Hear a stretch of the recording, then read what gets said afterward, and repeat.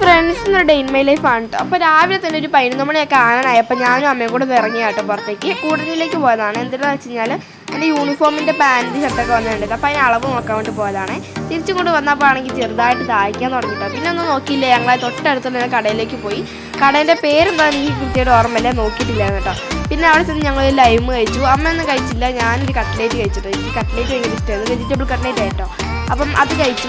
ഞങ്ങൾ കുറച്ച് അവിടെ നിന്ന് സാവധാനം കുടിച്ച് അങ്ങനെ ഞങ്ങൾ നേരെ അച്ഛനെ വിളിച്ച് നേരെ വീട്ടിലേക്ക് പോന്നു. അപ്പോൾ ഇന്ന് മാടച്ചാലിൽ മുത്തപ്പ വരുന്ന ദിവസമായിരുന്നു കേട്ടോ. അപ്പോൾ പിന്നെ ഞങ്ങൾ എന്തായാലും ഉച്ച കഴിഞ്ഞിട്ട് അങ്ങോട്ടേക്ക് പോകാമെന്ന് വിചാരിച്ചു. എനിക്ക് ചിക്കനും മീനൊന്നും കൂട്ടാൻ പറ്റാത്തതുകൊണ്ട് ഞാൻ ചോറും പയറുകറിയും പപ്പടം വെച്ചിട്ടാട്ടോ കഴിച്ചിട്ടുണ്ടായിരുന്നു. എനിക്കതൊക്കെ മതിയായിരുന്നു കേട്ടോ.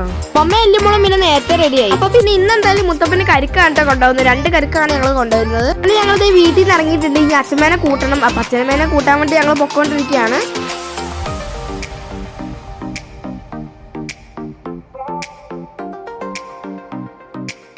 ഇങ്ങനത്തെ അച്ഛമ്മേനെയൊക്കെ കൂട്ടി ഞങ്ങൾ നേരെ അമ്പലത്തിലേക്ക് വിട്ടു. ഇവിടുന്ന് കുറേ ദൂരം ഉണ്ട് കേട്ടോ അങ്ങോട്ട് പോകാൻ. അപ്പം ഞങ്ങൾ ഇതേ വണ്ടിയിൽ നല്ല ആശ്വസിച്ചൊക്കെ പോകുമായിരുന്നു.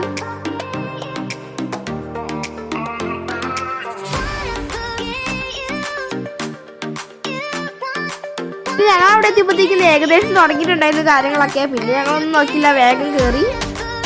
തോന്നുന്ന ആൾക്കാരൊക്കെ കുറച്ച് കുറവായിരുന്നു കേട്ടോ. എന്നുള്ള ആൾക്കാരൊന്നും ഇല്ലായിരുന്നു.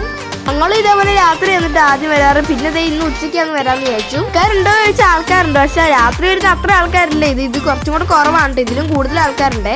പിന്നെ അല്ലിമോക്ക് ഞാൻ ഫോൺ കൊടുത്തു. അല്ലിമ അവിടെ എത്തിക്കാണ്. മുത്തപ്പനൊക്കെ കണ്ടിട്ട് പറയാനുള്ള കാര്യങ്ങളൊക്കെ മുത്തപ്പനോട് പറഞ്ഞ് ഞങ്ങൾ അവിടെ നിന്ന് അനുഗ്രഹമൊക്കെ വാങ്ങി നേരെ കഴിക്കാൻ വേണ്ടി ഇറങ്ങിട്ടോ. ചേട്ടാ അവിടെ തന്നെ അന്നദാനം കാര്യങ്ങളൊക്കെ ഉണ്ടായിരുന്നു. അപ്പൊ ഞങ്ങൾ പിന്നെ അവിടെ തന്നെ കഴിക്കാന്ന് വെച്ചിട്ട് ഇപ്രാവശ്യം കടലയും കാപ്പിയും ആയിരുന്നു കേട്ടോ. അവിടെ കാപ്പി ഞാൻ കുടിച്ചില്ല, കടല ഞാൻ കഴിച്ചിട്ടുണ്ടായിരുന്നു. കാപ്പി എനിക്ക് വലുതായിട്ട് ഇഷ്ടമല്ല, എന്നാലും കുറച്ച് കുടിച്ചു. അവിടെ നിന്ന് വരുമ്പോൾ നമ്മൾ കുടിക്കാതിരിക്കാൻ പറ്റില്ലല്ലോ.